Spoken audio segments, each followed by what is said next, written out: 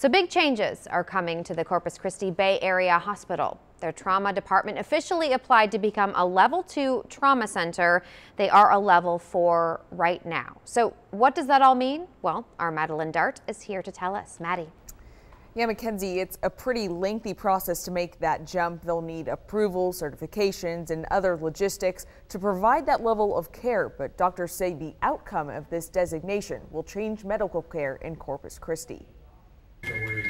From the time a 911 call is placed to the moment a patient starts receiving care, time cannot be wasted. To provide immediate care is so important to save lives and limbs. Time is of the essence, especially in those dire calls. Although you can never get more time, Dr. Thomas Goley with the Trauma Center at Bay Area Hospital says you can use it wisely. Trauma surgeons have to be immediately available around the clock, 7 days a week, as well as subspecialties, including anesthesia, emergency room, orthopedic surgery, neurosurgery. Dr. Goley says it's an extensive process to become a level 2 trauma center, but the amount of lives they'll save and new equipment is worth the effort. I think this is very exciting for the hospital, it's exciting for the community, it's exciting for the whole area and region. The upgrade at Bay Area also affecting first responders. They're excited to be able to have a facility that they can get to and drop their patients off. Battalion Chief Billy Bellew says right now they only have one level 2 center to bring patients to. That gives us another,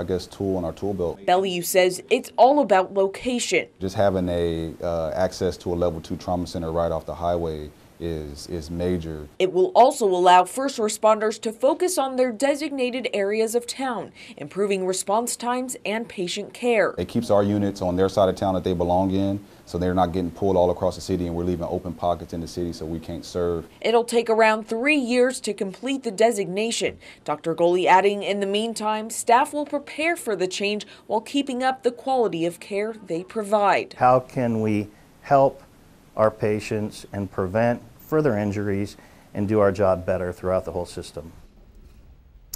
Now, in the years to come, the hospital will also have to hire more staff to qualify for the level 2 designation. Mackenzie. Okay, thank you, Maddie.